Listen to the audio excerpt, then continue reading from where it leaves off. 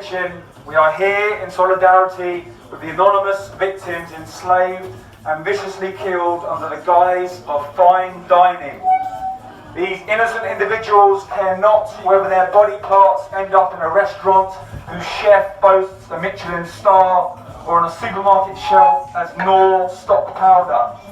And nor would it seem does its celebrated chef, Karanesh Khanna, who according to Tamarind's very own unfairly dismissed employees was quite happy to include such low-end animal products in his dishes. But of course, what does this matter when chef doesn't think guests need to know what ingredients are used? It would seem Tamarind's cruelty toward other species is matched only by its arrogance. The kind of arrogance that would lead to Knorr chicken stock cubes finding their way to dishes advertised as vegan. But since we're here for the victims of your so-called personal choices, let's talk about some of these secret ingredients. Lamb, or to some, the mutilated flesh of a baby sheep. Their mothers are drugged, given hormone implants, and have their breeding cycle manipulated so farmers can stay competitive. This means lambs face higher risk of insect-borne disease during summer or an equally miserable death from exposure. Lambs are castrated and have their tails removed while still fully conscious. The sound of their panic and screaming during this brutal process is much like that of a human child, and just as haunting. These playful, affectionate infants cannot understand why the person who fed and reared them has now condemned them to a gruesome death. To make their final moments even more bleak and terrifying. Chicken, or rather the carcasses of broiler chickens, comes from an animal selectively bred to the extent that they can often barely even support their own body weight, meaning they are commonly found crippled on the floor, unable to feed or drink, or are cannibalized by their fellow prisoners, crammed into filthy sheds by the thousands, and driven insane by having their natural instincts constantly frustrated. They're killed after a mere 5 to 7 weeks. Each year in the UK alone, 50 million don't even make it out of these grotty hellholes to the abattoir. Lobster, the whole or dismembered body of a crustacean who, unlike us, does not benefit from having the ability to go into shock when subjected to intense pain. Just like us though, they have brains and nerve receptors, so having claws or tail meats removed or being boiled alive results in needlessly prolonged agony.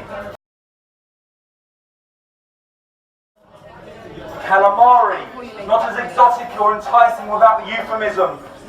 Many like to think squid flesh comes from animals who don't feel pain, despite the abundance of studies which suggest the contrary. They clearly have an interest in staying alive and will actively flee under threat. Along with prawns, also exploited and wiped out by this restaurant. They are each vital members of their own ecosystems, and when they're scooped up by trawlers, animals from many other species are also ripped from their natural habitat and die a slow, painful death as bycatch. There's no sentient being who, cute or not, deserves to end up on your plate, especially when you're spoiled for alternatives. Not to mention the fact that squid flesh is prepared with milk and eggs, two of the most inhumane products on the market, given what happens to mothers and their young in both cases. Sea bass, even Compassion in World Farming, as welfareist and speciesist as anyone, admits that these fish suffer incredibly at human hands.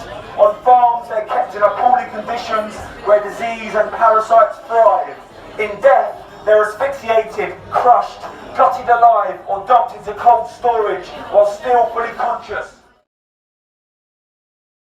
But we're not here to beg for better conditions or some other way to ease your conscience. Tamarind Kitchen, when you're not lying to customers and silencing employees, we implore you to leave animals off the menu. No truly great chef need rely on animal exploitation to impress customers. Asian cuisine is full of delicious plant-based options, so stop pandering to a clientele who should know better by now, and show them imagination and creativity without the bloodshed and cruelty.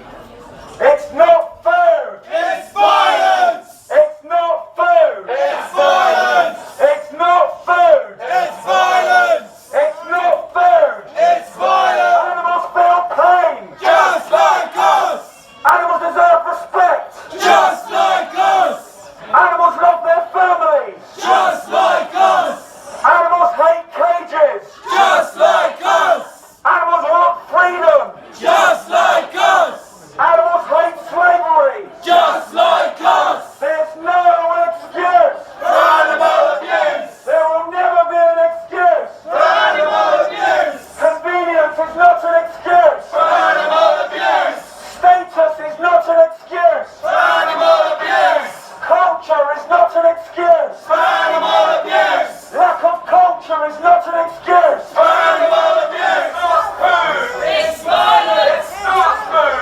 It's violence! It's not food! It's violence! It's not food! It's violence! It's not food! It's violence! It's not food! It's violence! It's not food! It's violence! It's not food! It's violence!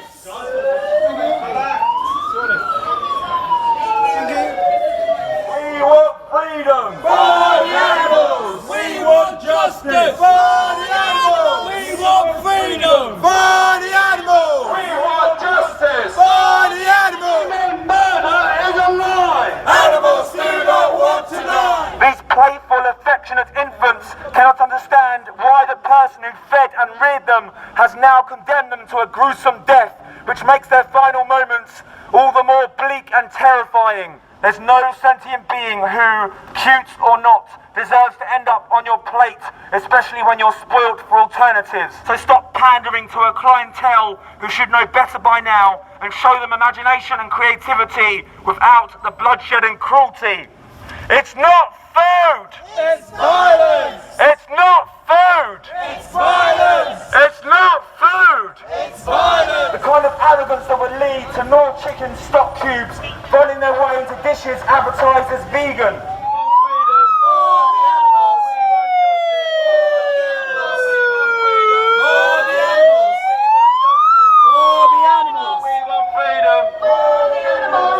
Justice for the animals. We want freedom for the animals. Guys, we're going, man.